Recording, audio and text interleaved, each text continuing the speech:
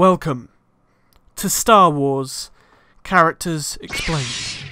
Before I continue, if you've not yet seen Chapter 1, 2 and 3 of Revan's story, I highly recommend checking them out first. For returning viewers, welcome back to Chapter 4, The Rebirth of Revan. Now this chapter follows the events of the book Revan by Drew Karpyshyn. The time period of this chapter is set during 3956 BBY to 3951 BBY. I just want to reiterate to everybody that this is a 5-chapter series. Be sure to subscribe and hit that notification bell so you're notified directly when the last chapter is released. You don't want to miss it.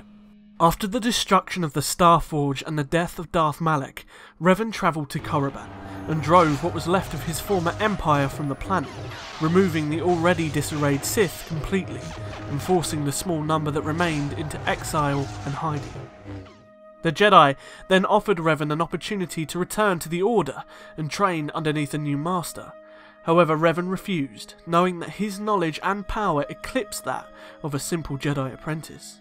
He even offered to the Jedi his expanded knowledge of the Force, but they also refused, angered that he'd even suggest such a thing.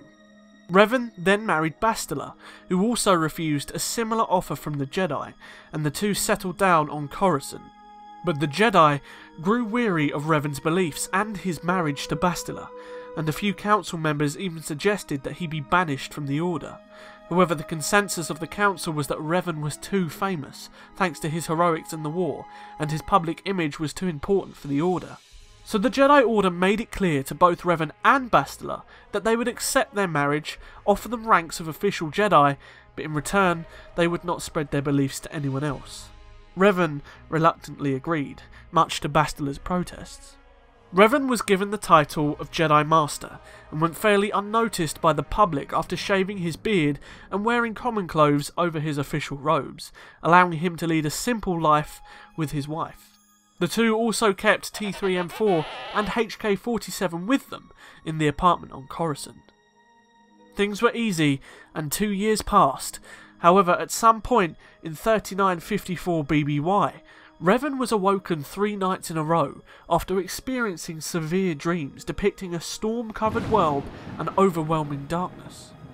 Revan deduced with Bastila that this was a memory of his past and he needed to uncover the truth. He contacted his trusted friend, Canderous Ordo, and met with him in the Dealer's Den Cantina.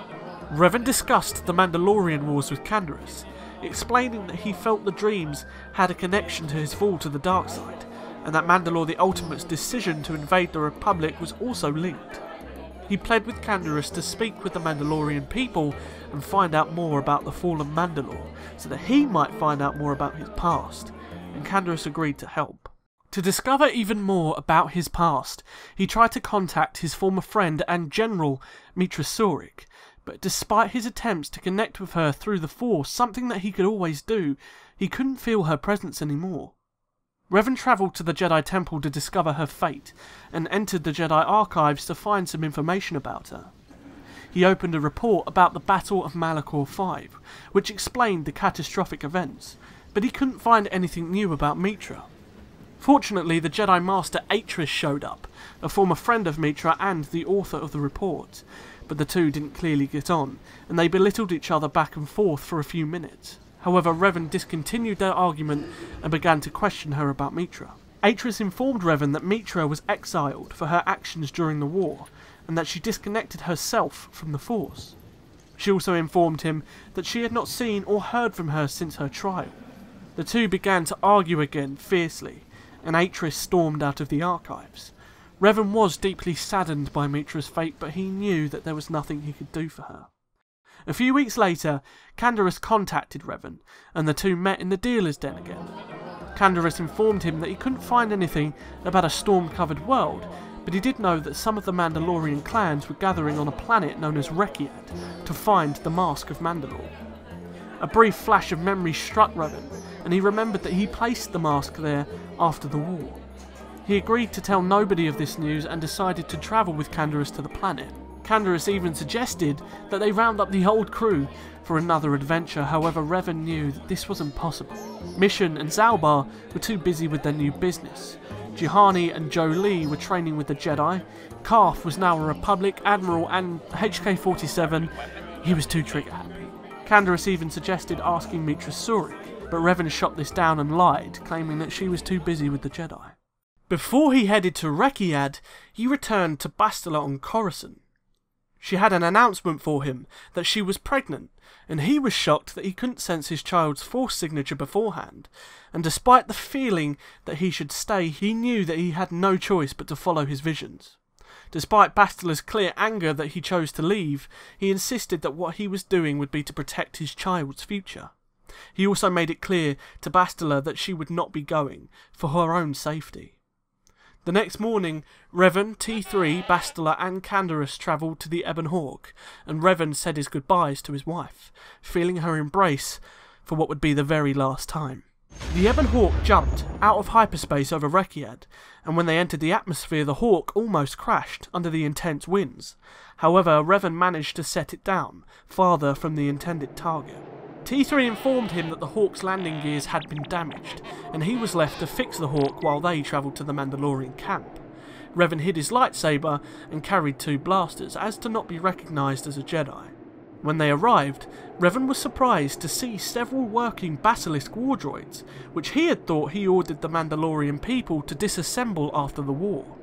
Either way, they were brought into the camp and they met with the leader of Clan Ordo, Vila, who was also revealed to be Canderous' wife.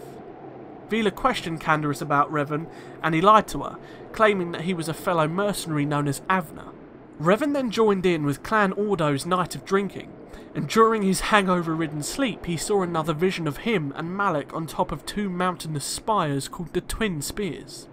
He contacted T3 to scan the Twin Spears to find something that his visions wouldn't show him, and also learned that the Ebon Hawk was now fixed. Revan then woke Canderous from his sleep, and told him about the visions of the Twin Spears and how he believed that they were in the wrong place. Canderous then, despite an argument between Vila and Revan, was able to convince his wife that the camp should be moved, although Vila told them that they would need to be ready to fight, as the territory belonged to another clan, Clan Gendry. Just before they arrived at the Twin Spears, they were attacked by Clan Gendry. Revan grabbed his 2 blasters and fought his way further ahead to find Vila and Canderous. Vila told Revan that her clan only needed a few seconds to get on their own basilisks and retaliate, but they would need a distraction, otherwise the riders would be shot. Revan, without hesitation, jumped over the rock they were using for cover and ignited his now green lightsaber, gaining the basilisk's attention. He used the same tactics that he used in the Mandalorian Wars to get around one of the basilisks and kill the rider. This small distraction was enough to allow Clan Ordo's basilisks to get in the sky and finish off the rest of Clan Gendry's forces. Clan Gendry's other basilisks fled the battle, and Canderous ran to Revan, telling him to hide his lightsaber, but they both knew that Vila had already seen it. Vila was surprisingly calm after discovering that Avner was a Jedi, and simply asked him to help the wounded, but both Revan and Canderous knew that she was reeling. The clan celebrated their victory, however Revan did not join them this time around. The next morning, Revan, Vila, Canderous and 5 others climbed to the top of the Twin Spears. They found a small durasteel hatch leading into the mountain, and only Canderous and Revan entered. Revan's memories were slowly returning to him, and he could feel the dark side within the mountain. At the end of the narrow pathway leading further in, they found a burial chamber. An overwhelming amount of memories hit him all at once, and he remembered why he and Malak came to Rekiad in the first place, after Mandalore the Ultimate had told him about the planet and the manipulation of a red-skinned man. Canderous began to ask Revan questions, but he ignored them, walking straight up to the sarcophagus in the centre of the room and using the Force to remove the lid. Inside was a datachron and the mask of Mandalore. He picked up the mask, but Vila and the 5 other Mandalorians stormed into the chamber, demanding that Revan put it down. She revealed that she knew exactly who Revan was, and pled with Canderous to stand with her against him. But he refused to betray Revan, and a fight broke out. Revan and Canderous killed the 5 Mandalorians, and Canderous shot his own wife through the heart. The 2 just sat in the room for a few minutes, silent, and then Revan helped Canderous lay his wife and the other bodies to rest in a respectful manner. They spent the rest of the night in the tomb to get some rest, though neither could sleep, and Revan's memories had returned in full. He began to explain the story of the Sith's betrayal of Mandalore the Ultimate to Canderous, and that after reading the Datacron, he would need to travel to a planet called Nathema to discover more, alone. Revan said that they should tell the rest of the clan that they were attacked by another rival clan, and also convinced Canderous that he should become the new Mandalore, and bring together the Mandalorian clans to protect the Republic and restore honour to his people after their manipulation. Canderous agreed to Revan's request and donned the mask, taking the new name Mandalore the Preserver at Revan's behest. The two descended the spear and returned to the camp at the bottom, but Revan didn't stay. Instead, he said his final farewell to Canderous and immediately returned to the Hawk, and was greeted by T3. The Hawk lifted off of Rekiad and jumped to hyperspace, travelling to Nathema. When they exited hyperspace near Nathema, Revan's head was barraged by his returning memories, and it felt like his head was going to explode. He recovered his bearings and realised that the planet was completely barren of the Force. T3 made clear that another ship was in the system, but in the confusions, the Ebon Hawk was hit with an ion blast and crashed on the planet, leaving Revan unconscious. The ship that shot down the Hawk contained Lord Scourge and Darth Nihilus, and they landed down on the planet. Scourge investigated the crashed Ebon Hawk and found Revan, and took him back to his own ship, where Darth Nihilus recognised him. She decided to take Revan captive and back to her home planet of Dromund Kaas to interrogate Revan and find out how he managed to break free from the Emperor's mind control. The Sith then took Revan and jumped to hyperspace, travelling to Dromund Kaas, the dark, storm-covered planet that invaded Revan's dreams. Revan was imprisoned in the dungeon of Darth Nihilus's personal stronghold, and was injected with a constant flow of drugs that suppressed his connection to the Force. When Revan awoke from his unconsciousness, Darth Nihilus and Lord Scourge entered the cell and began to interrogate him. Revan refused to give them any answers, and Lord Scourge, who was an expert in interrogation, began to use torture, but Revan still completely resisted everything the two could throw at him, and Darth Nihilus eventually became bored of him after weeks of unsuccessful interrogations. Nihilus, after 6 months, had completely given up with Revan. However, Scourge became obsessed by the Jedi Master. Scourge was fascinated by Revan's philosophies on the Force, and his raw connection to it even when he was drugged. Revan was eventually moved to a crude yet livable cell, and he held out hope that he would be rescued by T3, Canderous, or even more desperately his wife. But as the months and years passed, he realised no help was coming. 3 long years passed in that cell, and Revan and Scourge had moved on from being enemies, and developed a beneficial but not friendly relationship. He even eventually managed to form a very minor resistance to the Force-suppressant drugs. Revan learned a considerable amount about the Sith Empire by giving Scourge snippets of knowledge in return. He learned that the Emperor intended on invading the Republic, and that Scourge and Nihilus were opposed to this, even part of a conspiracy to overthrow him. This was why Nihilus imprisoned him in the first place, to use Revan for information that might help her defeat him. Revan tried to lure Scourge over to his side by claiming that he was an ally, but this didn't work, and he was forced to lie to Scourge about Force visions in another attempt to lure him.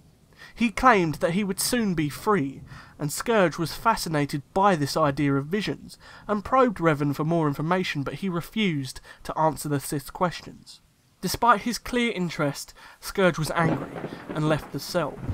Revan then sat and began to meditate, in an attempt to connect to the Force so that he could contact his wife, Bastila. He couldn't achieve this goal, but the Force did show him something: the face of a woman. His old friend, Meetra Surik. Revan was sure that this was a sign that Meetra was on her way, and he was right. T3-M4, who wasn't discovered by Scourge, managed to repair the Ebon Hawk over time, and he returned to the Republic to find the last known Jedi, Meetra Surik, who had rediscovered her connection to the Force and destroyed an even greater threat than Revan's old Sith Empire, the Sith Triumvirate, who had effectively eradicated what was left of the entire Jedi Order. She followed the trail to Dromund Kaas and met with Scourge after seeing him in a recording made by T3. Scourge was shocked, falsely assuming that Revan's supposed Force vision of him being freed was coming true. He then agreed to help Meetra free Revan. Scourge told the Emperor of Darth Nihilus' conspiracy to overthrow him, which would allow them to enter the dungeons unnoticed. Meetra posed as a slave of Scourge, and the two with T3 entered Nihilus' stronghold. The Emperor's Imperial Guard attacked the stronghold to get Nihilus' plan, allowing them to get to the dungeons undetected. Revan could hear the commotion above, and knew that Meetra had arrived. One of Revan's cell guards opened the door to shoot Revan, but he convinced the guard to put his weapons down, after altering his mind with the Force and promising to spare his life. The posted guards then let Revan go, and he exited his cell and met with Meetra outside in the corridor, for the first time since the Mandalorian Wars. Scourge attempted to kill the guards, but Revan intervened, sparing their lives as promised. But he fell to the floor, still being severely affected by the drugs, and Scourge quickly injected him with an antidote.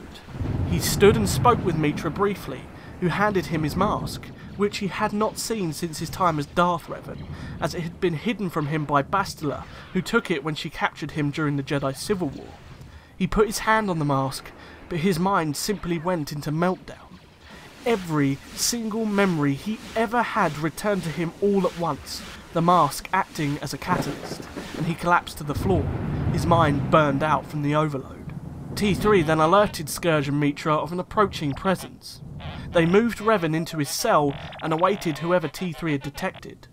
Darth Nihilus came around the corner, surviving the Emperor's Imperial Guard, and killed the two guards that Revan had spared. Scourge and Meetra ignited their lightsabers and jumped into battle, but Nihilus, who was one of the most powerful members of the Dark Council, began to overpower both the Jedi Master and Sith Lord.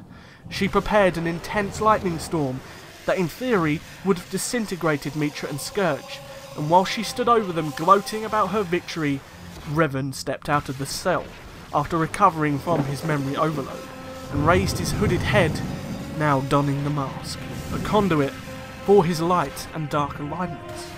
Nihilus turned her attention to Revan, directing the lightning storm toward him, but instead of moving to dodge the assault, he walked into it, his arms raised and his hands out, absorbing the Sith Lord's lightning in its entirety, to her complete and utter shock. I am Revan reborn, and before me, you are nothing. The lightning Revan absorbed was redirected back at Nihilus, and within mere seconds nothing was left but a pile of charred ashes.